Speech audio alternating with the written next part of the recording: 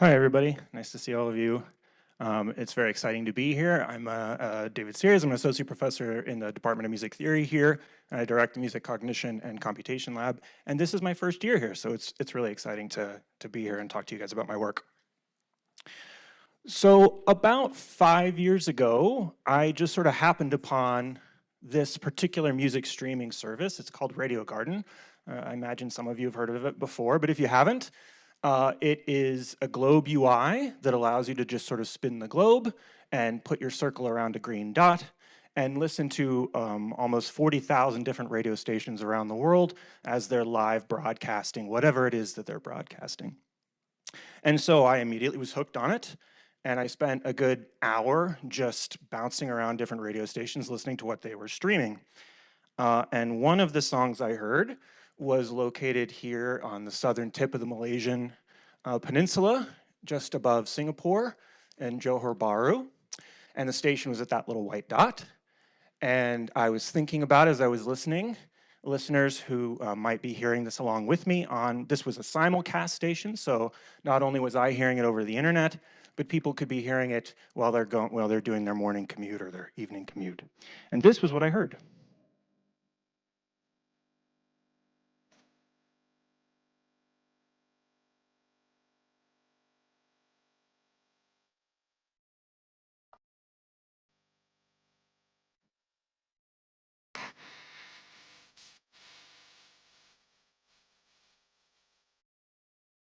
Sure.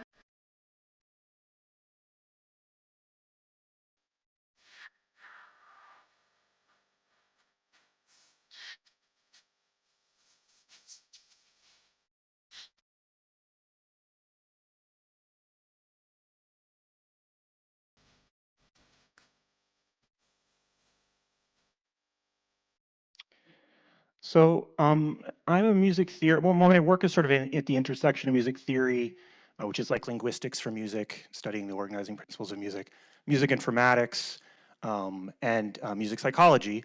And in that 1/2 hour, I was sort of overwhelmed by the diversity of musical traditions that I encountered in that one short period of time, and that were far surpassed the kind of research that I saw my community doing. In other words, that I was not seeing music theorists talking about particularly hybrid traditions where you're hearing indigenous organizing principles along with Western organizing principles in one kind of tune. And I was hearing that and much more in that one period of time. And what I got excited about was that Radio Garden also had its own API, and they would allow researchers like myself to go in and get information about all of these streams that were streaming all this amazing, interesting music. And so I wanted to sort of develop a project that would allow researchers to start conducting research at scale. And so I thought about 3 possible goals. The first was to design or develop a large-scale global database of metadata and musicological features just from the radio gardens that were streaming, sorry, the radio stations that were streaming on Radio Garden. The second was then I was thinking about all of my colleagues who don't have any kind of developer background, who would want to be able to maybe develop small scale projects, but from the kind of music they might find on Radio Garden. So I also wanted to create an accompanying online dashboard that would allow those researchers with little computational background to access, interact with, and export information about the music that they might find. And then third, once we have this infrastructure in place, I could start conducting projects at scale that would involve machine listening. So in other words, developing or revising and refining algorithms that would actually place diversity center stage. In other words, they wouldn't assume Western organizing principles on how to identify the key in a tune like what we just heard. So to do that, I sort of came up with a 4-stage project pipeline. The first stage was just to monitor these stations. So I selected 10,000 stations around the world, and it took about 3 months. We just monitored what was in the stream encoder and pulled the metadata for 100 events for every station, so it ended up being 1 million events. I then had a big team of annotators, wonderful people who would go through each of these stations and revise and add information about the locations, the stations, and the streams. So 10,000 different stations, and I think 15 different variables that they were looking at. Alongside that, we then wanted to parse the data and try to match it against additional metadata from online open access databases like Wikidata and Music Brains, and then some commercial places like Spotify, to just try to find additional information, anything we could find about the music that was streaming at that particular station. And then finally, as I said, while we're doing all these first three stages, we're in parallel we were developing a dashboard that would allow users to access this data if they didn't just want a data dump of all the data that we had already pulled. So we finished. This is version 1.0 as of Christmas last year. There's the million events, or the 10,000 stations anyway. You can see some places are really overrepresented because they're overrepresented on Radio Garden, like Europe, for example, which is where Radio Garden was developed. And then other places are very underrepresented, like China, because China blocks radio stations from streaming their service on Radio Garden. And yet there are still a few stations in China that are illegally broadcasting on Radio Garden. The data is structured into 5 main metadata entities, and then there are all these examples of different kinds of fields below. So we had location information, station information, event information, and then artist and track. So things like what city, what country was the station streaming at? What's the name of the station? Is it a top 40? Is it classical? Is it dangdut if it's in Malaysia? What's the URL to the website? What was the local time when we were monitoring? What's the name of the artist? Is it a group? Do there are members to the group? What other demographics can we pull? What vocal types might we be hearing? What instruments? And then track stuff. So, you know, what's the title of the song? How long is it? When was it released? What languages are they singing in, etc. In total, about 131 metadata variables that are open access metadata. So anybody can look at these data. This is actually an old example of the UI. This is from version 0.2 from about 2 years ago. But if you go to mirageproject.org right now, you'll see the current dashboard that allows people to just play with the data if they don't want to just pull it and start writing code to play with it. So for example, there's a globe UI, and you can spin the globe and click on a place. You get an event stream list of all the tracks that were playing in that place. Or you can query, you can search for information, like everything from Mozambique. And then you can click on a particular event, and then there's embedded streaming services, so you can listen to an excerpt of the music from YouTube or Spotify. And you can export figures and export the data as you go along. So just one potential example for what people might do with the infrastructure this provides. Let's say we wanted to measure artist diversity. There's many ways that we could operationalize what that means. I'll just take something simple, the country of origin of the artist, by birth or citizenship. And then I wanted to look at a particular place, so I thought, well, I'll look at the contiguous United States, all the stations and all the events, so about 56,000 events, and I'll collect some descriptive stats and just map the results as something that one could do. So if we just focus on the contiguous USA, we see that artists hailed from 158 countries, but the vast majority were from Anglophone countries like the US, the UK, and Canada, no surprise. Comparatively, I was interested in Latin American music, so I thought, what percentage of artists are from Latin American countries? And it's about 3%, so a really small group. So I thought I'd compare them more carefully, so I just estimated some statistical surface maps. It's what you'd see when you open the weather app on your phone. So on the left, you're looking at the percentage of artists that are from Anglophone countries, the top 3 countries, where red means 100% of the artists at that station were from those places, and green means 0%, there are none from those places. And so you can see, for example, we've got lots of Anglophone music in the Midwest and the upper Midwest. And then if you look at Latin American artists, you can see, for example, where there are sort of hot spots, where stations are really focused on playing merengue and reggaeton and salsa and banda and all these other amazing genres. So like, for example, El Paso, Southern California, the Florida Panhandle, and so on. Chicago region, that's nice to see. So what are we doing now? So we're developing a Mirage Audio, a user interface and a database. So we're remonitoring these stations, but now we're recording short excerpts of the live stream for 300,000 audio files, so we can start doing audio content analysis. We're also developing an API client library in Python. So for those users who don't want to just go to a huge data dump, and they also don't want to go to the dashboard, they can just go into their IDE in Python and start playing with the client library, and we're getting close to finishing that.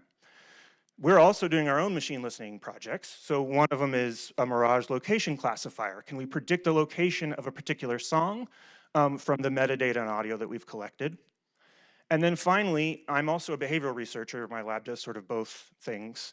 So we also developed a geographic puzzle music listening mobile game that's really a huge online experiment. And the idea is to see how listeners across the globe form geographic associations with the music they encounter. And we called it GeoListen.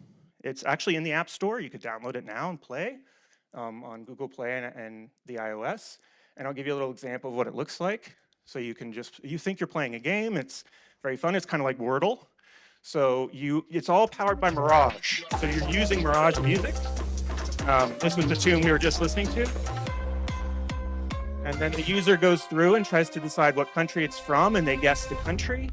And they say Egypt, and they're wrong, and they get 5 hints and 5 guesses, just like it would be from Wordle.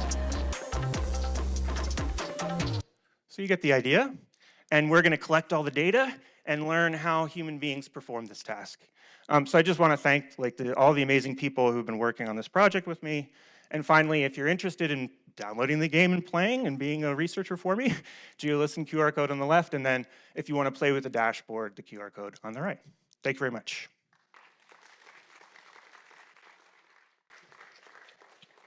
Okay, we have time for questions, about 5 minutes. There are a couple of questions in the pigeonhole, so I'll read off a couple. What were some of the biggest challenges in capturing diversity in music, especially when it can mean, demographic is different, geographic or musical characteristics, and how did you navigate them? Some of the biggest challenges in capturing diversity? Yeah, in the music, because of the demographic, the geographic, or musical characteristics.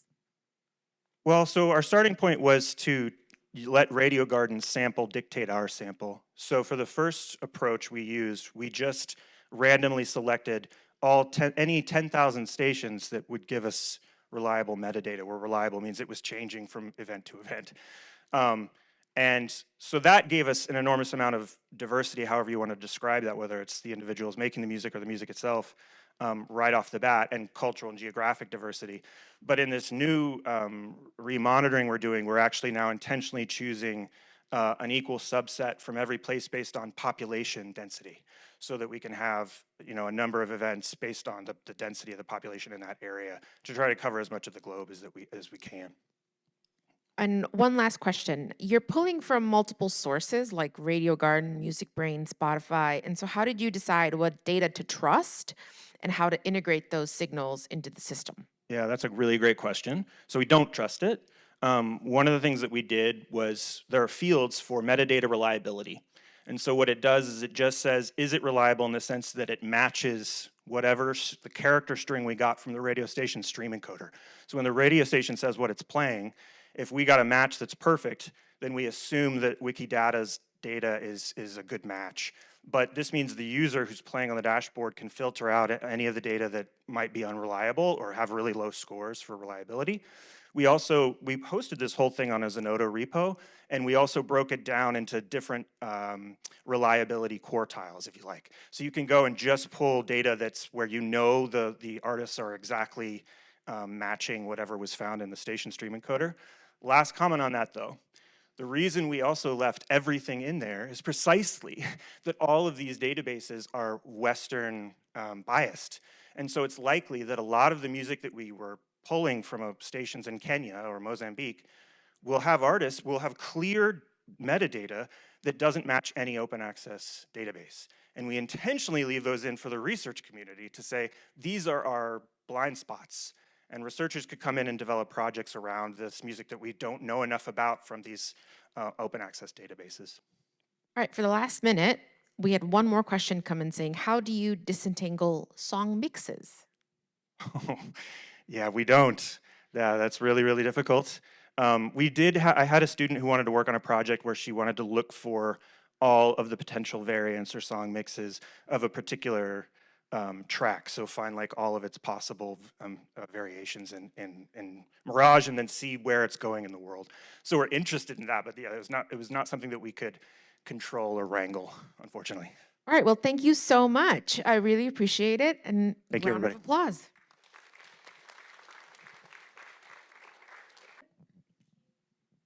everyone, I'm Jingyi Qiu, currently a fourth-year PhD student at the University of Michigan School of Information. And it is my great pleasure to be here to share with you about my own AI journey.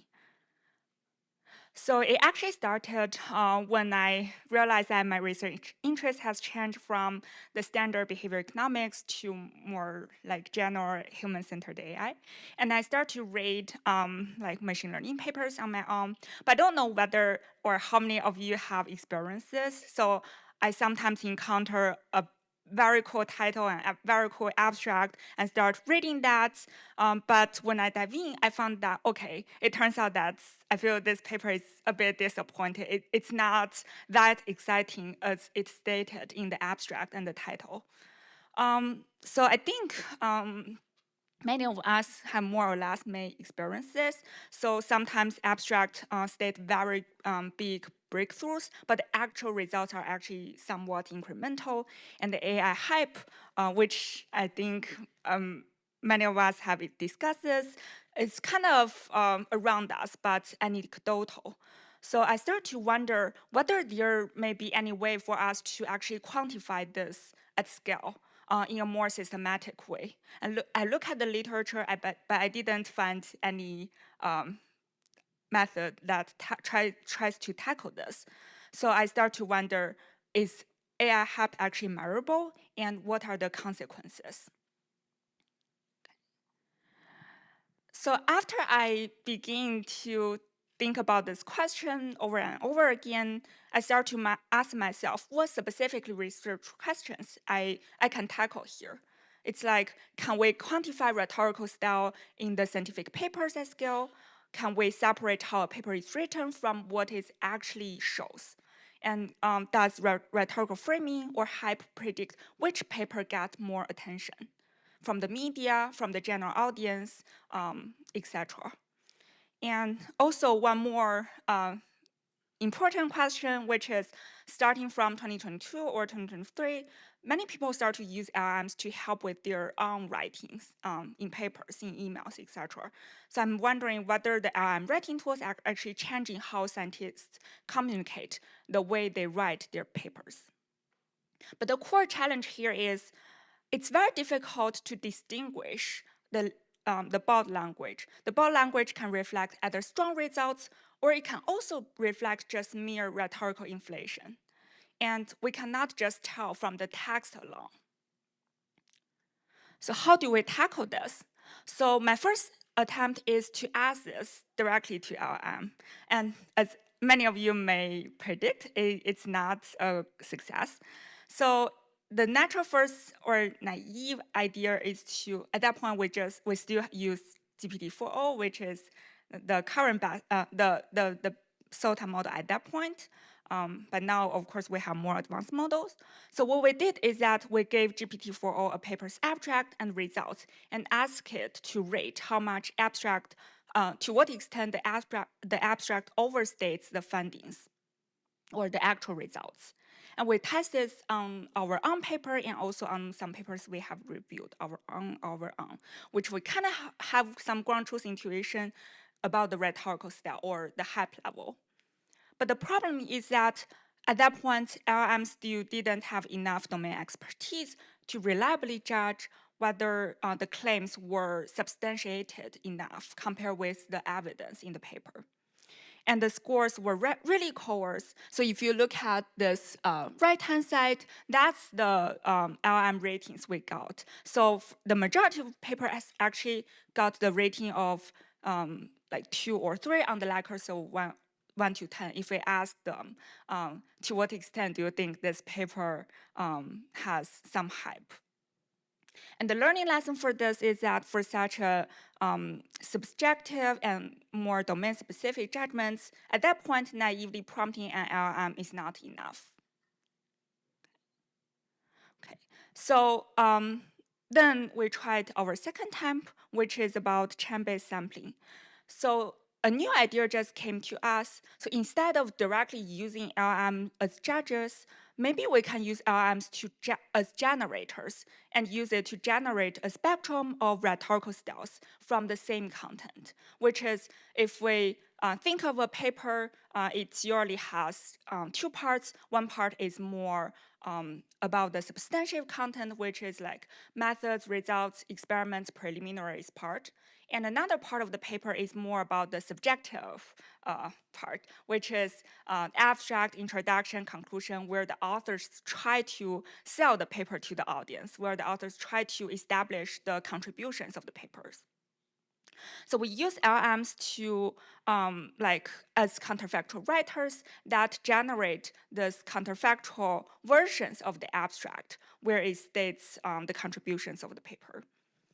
And we tried this approach, and we use the LLM to try to generate a very promotional version and also a very conservative version. And we think then maybe we can iteratively ask LLM to generate this intermediate levels in terms of hype between them if we just give the LLMs the references. But even though this idea sounds very elegant and it sounds very systematic and ideal, it turns out that this method actually doesn't work. So the ideal case is that we get a continuous ordered spectrum using the LLM as samplers. But the problem is that at that point, LLMs are only good at generating the extremes, the very promotional version and the very conservative version, but it's not good at generate the intermediate fine-grained versions. So the middle of the spectrum collapses into similar outputs, just like the 2 extreme versions. So that means that we need a different way to think about how to get this rhetorical spectrum. So next, we finally come up with a method which is to use personas as controlled writers. So instead of directly telling LM, can you write like a level 5 promotional abstract for me? We can ask LM to write us a specific persona, for example, like sleepy derived PhD student, which is kind of the conservative side, and also from some computer science influencers like Jeffrey Hinton, Yan LeQuan, etc. So we can use LLMs as writers, as persona writers, to generate the counterfactual versions for us, and that can help us get a good distribution that ranges from the that has a full range of the rhetorical styles, and that's what we did.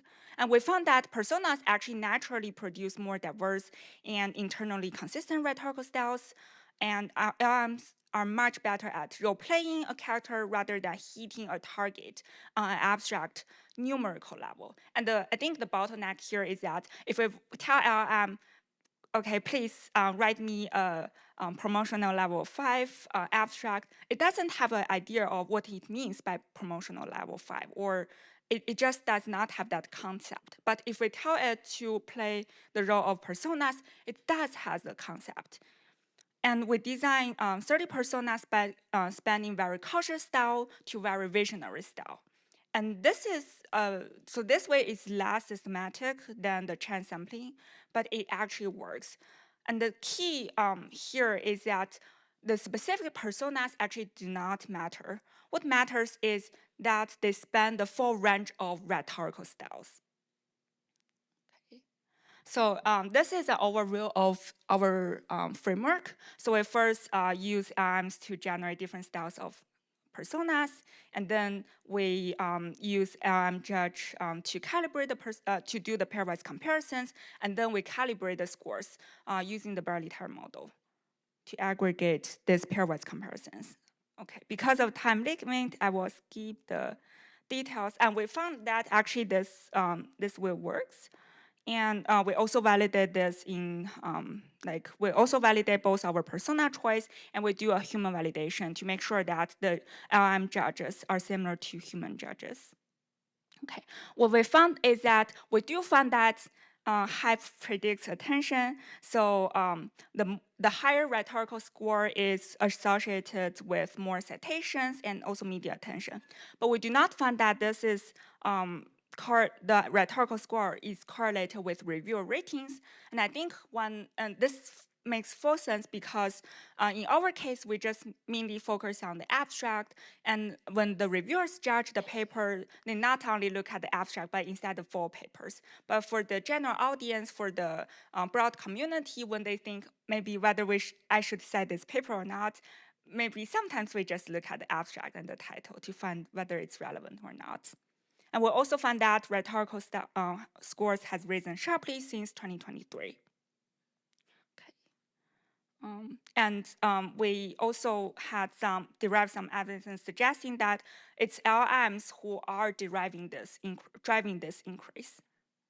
So because of time limit, I have to skip these details, but you're welcome to look at the paper. So I want to share some lessons I have learned lastly. So the very first important lesson is that we should not just ask LLMs as judge. Instead, we can design a creative framework around them, and direct prompting sometimes is not that reliable, but we can think of some other designs that work around it. And also, when a more ideal systematic approach fails, we can try to think of a more creative one, even though the creative one may be not that systematic. Okay. And also, I want to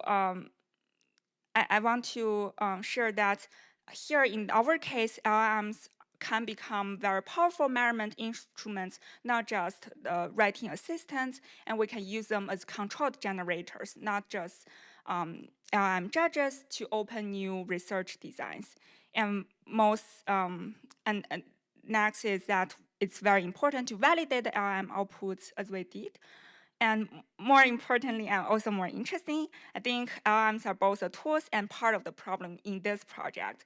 So they help us measure hype as the instruments, but on the other hand, they are also kind of amplifying the AI hype itself. Thank you.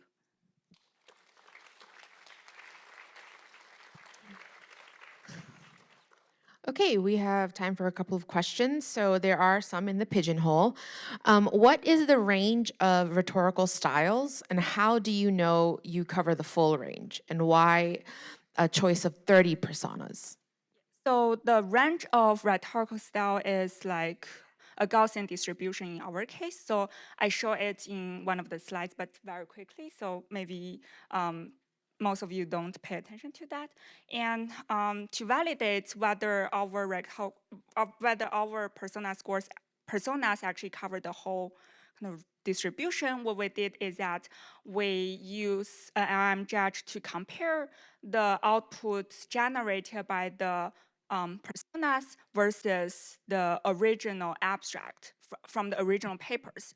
So in that case, we can compare which one makes stronger claim. And we found that the win rates of the LLM personas started from like 95% to roughly like 14% or something. So that suggests that this, looking at the win rate, we can decide that, okay, it actually spans the whole distribution.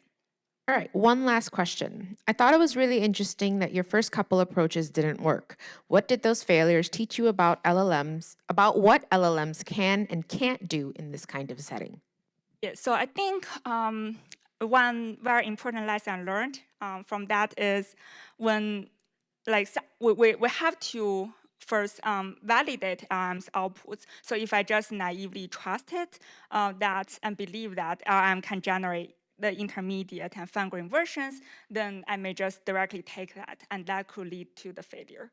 And also, I think the reason it doesn't do well for the chain-based approach is because when we ask LLM to generate the intermediate versions, we give LLMs the two extreme versions, and I think LLMs is too much anchored by these two references we gave to it. So when it starts to generate the intermediate one, it kind of start to get confused. Yeah. Thank you so much. Really appreciate it. Thank you.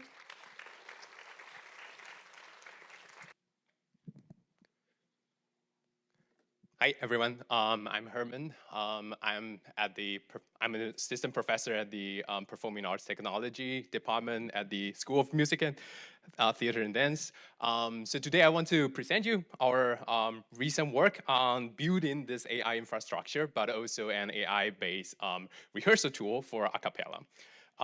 So of course, this is a team and it's actually interdisciplinary. So we have Jingyi actually at our audience from ECE, but also Phyllis and Yuna from information, but also Christian Lee at Ph.D, Performing Arts Technology.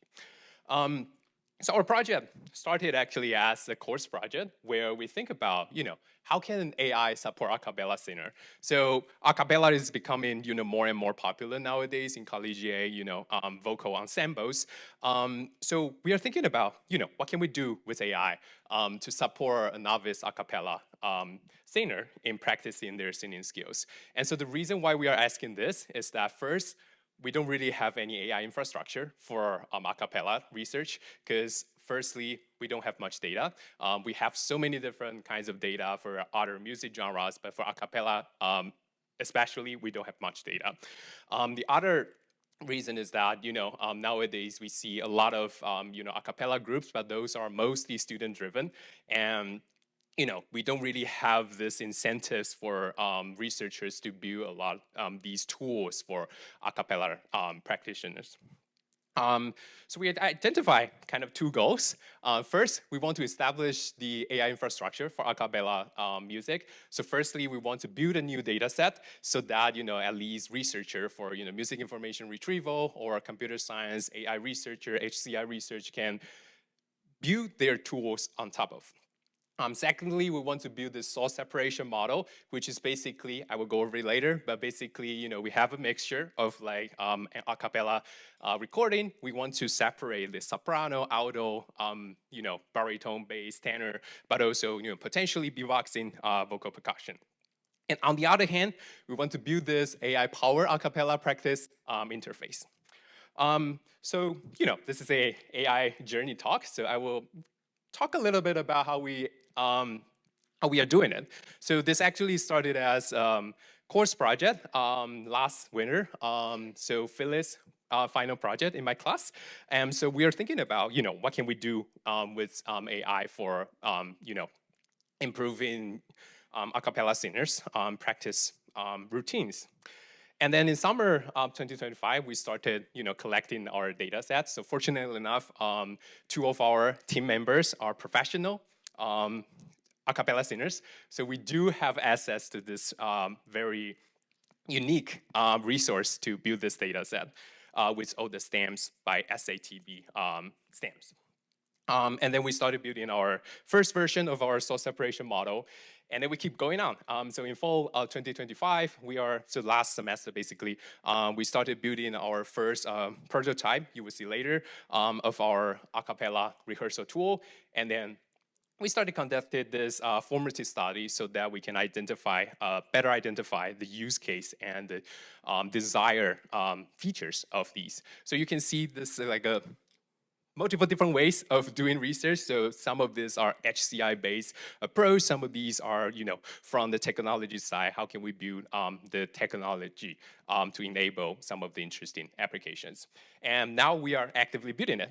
So we'll see it. So I first want to talk about how we established this AI infrastructure. So first thing we did is that we collect this a cappella set. So as I said, we don't really have much data for anything about a cappella. So fortunately enough, we have two professional singers in our group. So we collect this first of its kind, studio quality a cappella songs with all the stamps. So by stamps, meaning that we have all the separate SATB and potentially vocal percussion track. And it's 2.6 hours. And think about it, 2.6 hours. And then you think about how big the speech data set is, like the standard speech data set is like, 24 hours. So, but, in fact, this is one of the largest data set we ever had for a cappella. And so we have to deal with this low resource scenario. And we will see some of the potential, solution later. And it's also uniquely because it's 5 languages. We have mostly Mandarin, but also English, Haga, and Taiwanese, and Korean. So the first thing we did is to see if we can build this source separation model for our Cappella. So just to play you, I hope the sound work.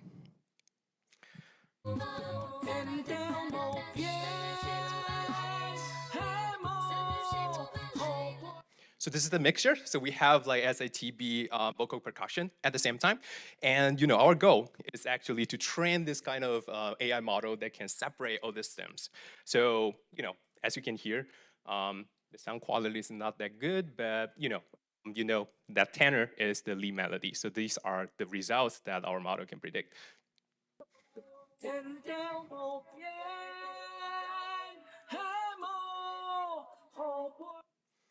Again, sound quality is not that good, but we also have the vocal percussion, basically beatboxing.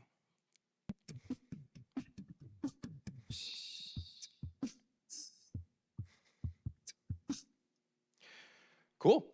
So how do we do that? So our first trial is like, well, we don't really have any data, any model, pre-trained model for this, right?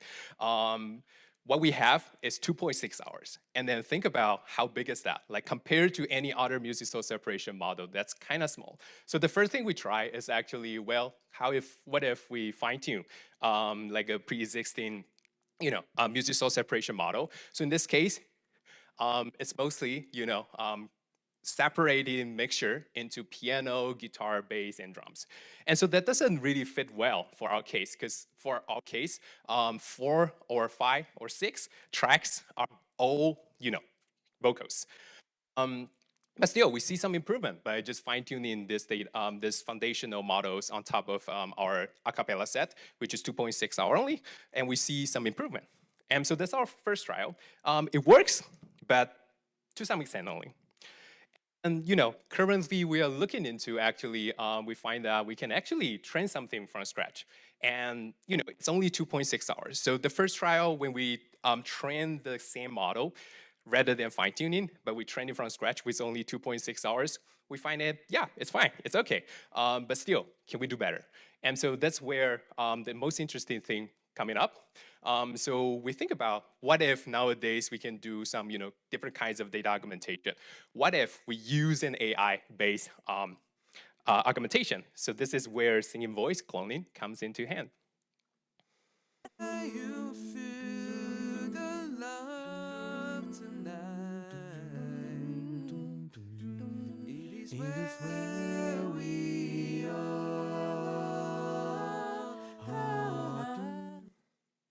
Cool. You think that's real? That's actually not. That's actually the AI clone version of our real recording. You feel the love tonight. It is where we are. So I hope I persuade you that the original, of course, some more emotional, and it's much better. But still, here we see that generative AI powered data augmentation improves the model's generalizability in our preliminary study. Running out of time, but the other half of our project is about building this AI powered a cappella practice interface. So as I said, this started as a course, the final project for my class on AI music last winter. And so this is sort of the initial thinking of what we are doing. So we want to, that's the reason why we have source separation. So, imagine we have a bunch of people in front of just one iPad, and we will have like the recording, and then we can separate out the SATB, and then we want to analyze whether you are singing on the right pitch, right rhythm, and provide some feedback. That's the initial thinking of it.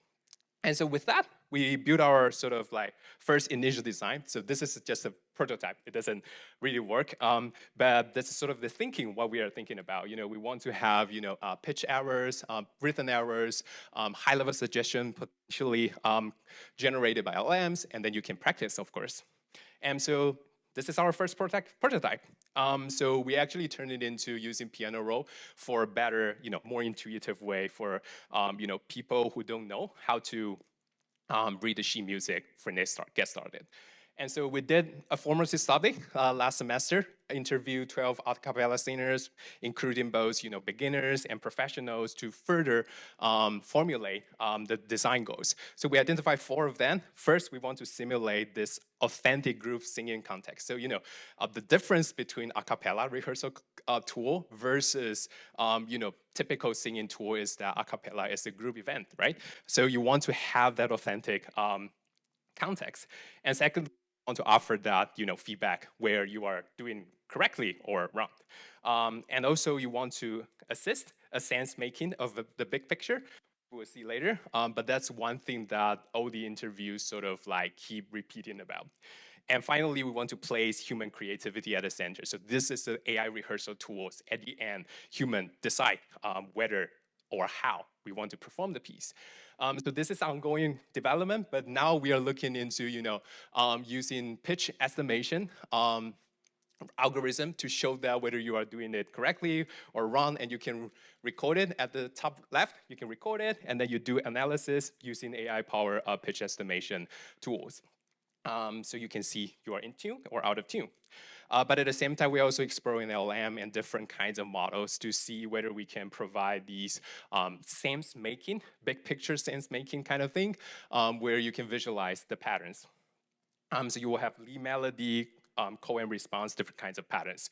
So this is an ongoing development. We are looking into different kinds of AI tools to enable this, and so that we can create that. So again, this is sort of our AI journey.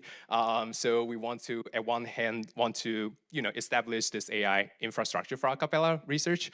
But on the other hand, we want to build this AI-powered a cappella practice interface. And finally, Tini is here, and also Phil is here. This is Annapella. So that's here at UM's a cappella group, one of UM's many a cappella groups. So actually, this Saturday at 6 p.m., if you're interested, definitely check it out.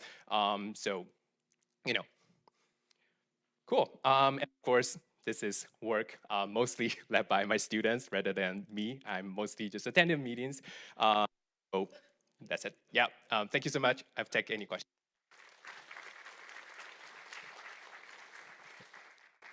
Thank you. We have just time for one question, and I think it's the funniest. Have you actually tested this with your own singing? And if so, how brutal was the feedback? Oh.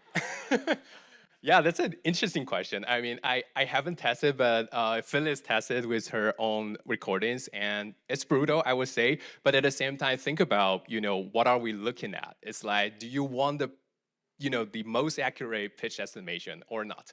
Or you want some high-level feedback? And that's one of the questions that we keep asking ourselves. Is like, we have all these pitch estimation algorithm results, but the point is like, how do you build the correct interface where, while you're singing, if you get real-time pitch estimation, would that be helpful? Or you want some kind of higher level or more intuitive way to provide feedback?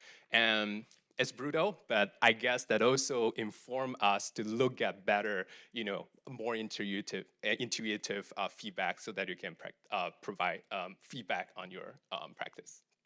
All right. Well, thank you so much, Dr. Herman. We really appreciated it. Round of applause. Thanks so much. Dr. Lee, that was fantastic. I have to say, if I were to sing for that AI tool, I would be told to quit. I don't. There'd be no feedback to be had other than just enough of that.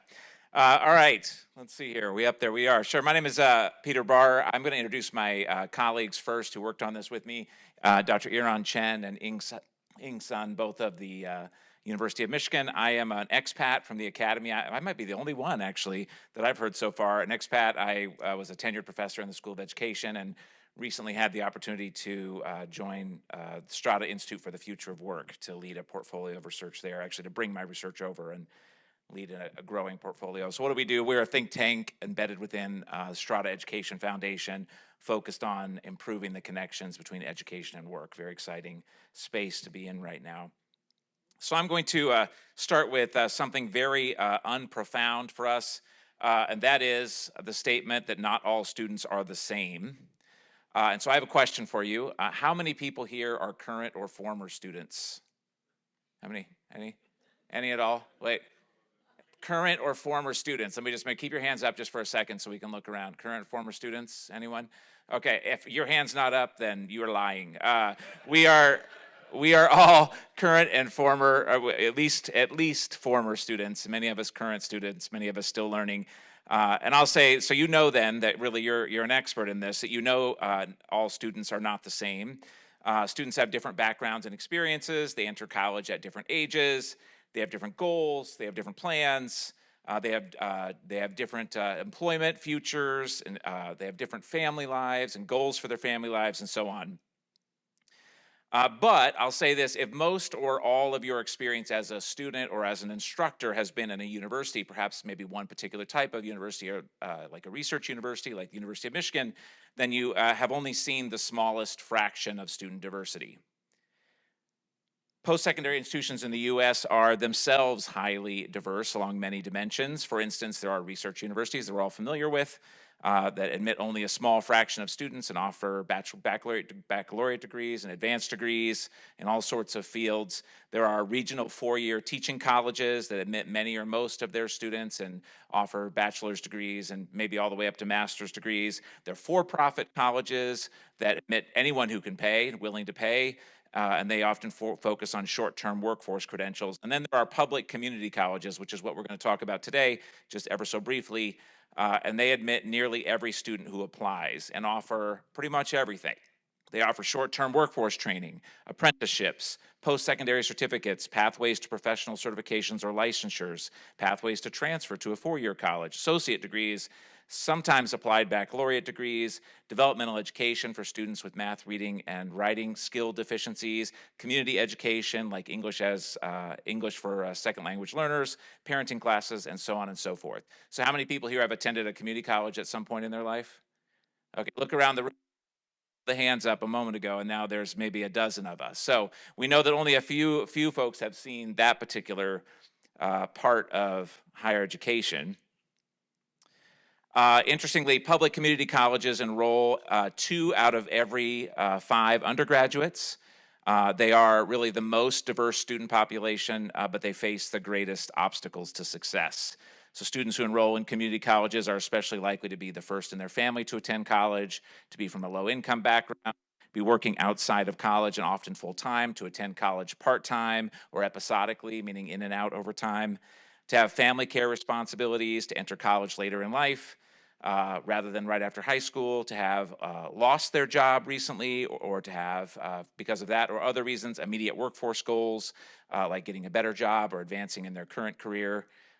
They may enter college with skill deficiencies. They may be English as a second language learner, and they are especially likely to leave college without graduating, which is the concern I'm focused on now. So the question is, how can institutions, that is instructors, advisors, student success practitioners, and administrators, as well as state policymakers, better support the success of a student population that is so multidimensionally diverse? And the answer is, as we would probably all imagine, to reduce the complexity with a student typology. Categorizing students in ways that facilitate specific targeted support for students who share similar goals, are aiming to accomplish particular ends, similar ends, have similar enrollment patterns that reflect similar educational needs, and similar needs for education to fit in similar life complexities. What we're looking for is categories that capture the particular ways that students are interacting with community colleges that will facilitate focused student support to help most students, get across the finish line. So, I like this one. So we've known this for a long time, actually. Anyone familiar with K-means cluster analysis? This would be almost everybody in the room, I'll bet. Okay, so we all are familiar with this old school technique. And I threw this up here. I love this crashing plane. I hope that's not real. I hope that's AI generated. But I thought this was a good way to capture it. So we've known for a long time that we need to be able to catch these categories of students, and that this is going to be a way to focus our efforts in community colleges. And a number of researchers, including me, have worked on this problem for a really long time. And our default method almost universally has been k-means cluster analysis or some variant thereof. Unfortunately, after several decades of research, increasingly advanced research with more and more sophisticated typologies, we've recently demonstrated, in fact, my colleague, Dr. Iran Chen, has recently demonstrated that k-means is not up to the task. In fact, even worse, it has been generating results that are largely, though not entirely, thankfully, spurious.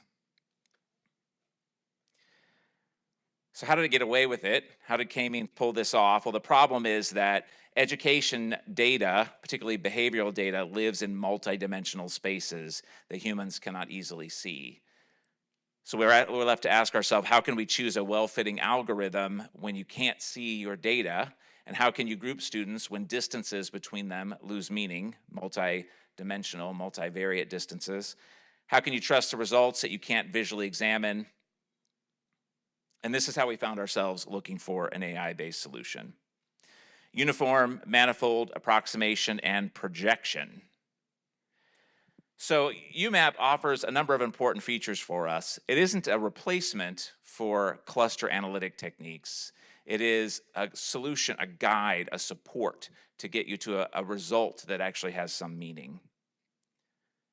What does it do? It offers dimensionality reduction. It reduces immensely complex multivariate data into two-dimensional and three-dimensional spaces for visual assessment. It does this while still preserving the local and global structure of the elements. That is, the neighborhoods, the little neighborhoods of data, students that group together, they still hang together in meaningful ways, and distances between the neighborhoods continue to be meaningful. It's also very efficient, rapid, very fast. So you can generate, you can evaluate cluster analytic solutions, whatever your method, with very quick turnaround, looking at many different types of methods. So our little journey through AI with UMAP-based AI, not an LLM per se, but nevertheless an AI-based solution, was adopting a UMAP-facilitated clustering workflow.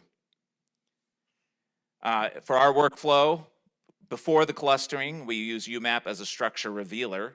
That is, we're looking to create low-dimensional visualizations to observe the data organization, and in that way, we're able to select an algorithm that makes sense for the data, rather than leaning into what we've done over and over and over again over these years, this k-means cluster analytic method.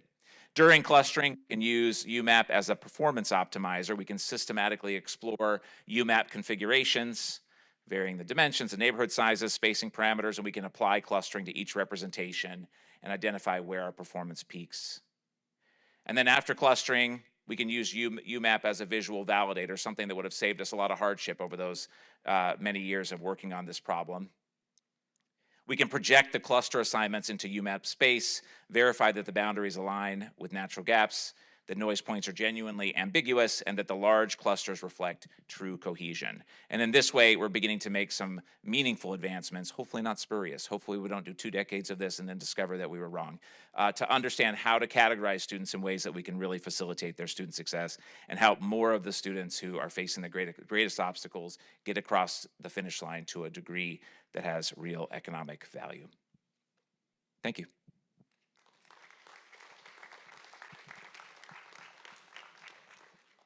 All right, so we do have a couple of questions in the pigeonhole. So about the UMAP step, how do you make sure you're not just seeing patterns that look real in the visualization, but aren't actually meaningful in the data? Great question. So we've done quite a few simulations now. We've been able to consistently generate meaningful results when we know in advance whether there are patterns that exist, the nature and shape of those patterns. And when we know that patterns don't exist, we can detect that too. So the simulations that we've run look very promising, and we've been able to replicate that with real data now. Great. Next question is, when you apply this to real students, how different do the groupings end up compared to what institutions were using before? Oh, I love that question. That is such a good question, something I should have built into the presentation. So thank you for whoever you are, anonymous person with a great question. What we found actually, so the problem with cluster analysis, and I just breezed through this, is that, and many other typological techniques, is that it will give you results whether they mean anything or not, right? It's kind of like regression in that way. You're going to get results, you'll get stars next to things, but are they actually meaningful? You need to know something about what's going on under the hood. You need to have some working theory. Cluster analysis is actually even a little bit worse because it'll generate groups that appear reasonably interpretable, but in fact may be entirely spurious. So so what we found, actually, coming back to the question, is that whereas most of the typological work that's been done so far has been able, and unsurprisingly given the technique, to generate groups of segments of the student population, 4, 5, 6, 8, 10 segments that appear meaningful, then in fact, based on the UMAP analysis, UMAP-supported workflow, we find that about 70% of community college students, at least based on behavioral dimensions, cannot be cleanly segmented from one another. So we need to be thinking beyond that behavioral segmentation. There are a number, 30%, that in the space of kind of unique behavioral patterns, but the greatest group of students are really on a continuum of behavior. Okay, Peter, last question. You showed how k-means has been used for years, but can actually produce misleading groupings. Why do you think it stuck around for so long despite those issues? That's another great question. The problem is the visualization issue, right? It got away with it. K-means got away with it. I'm blaming k-means. It got away with it because we can't see the data, right? You can't visualize 10 or 12 or 14 dimensions yourself. And that's where UMAP gives you some really meaningful advancements and the ability to make sense of multidimensional data. Thank you. Great questions from the Awesome. Well, everybody, please thank Dr. Bahr. Thank all of our AI Journey speakers.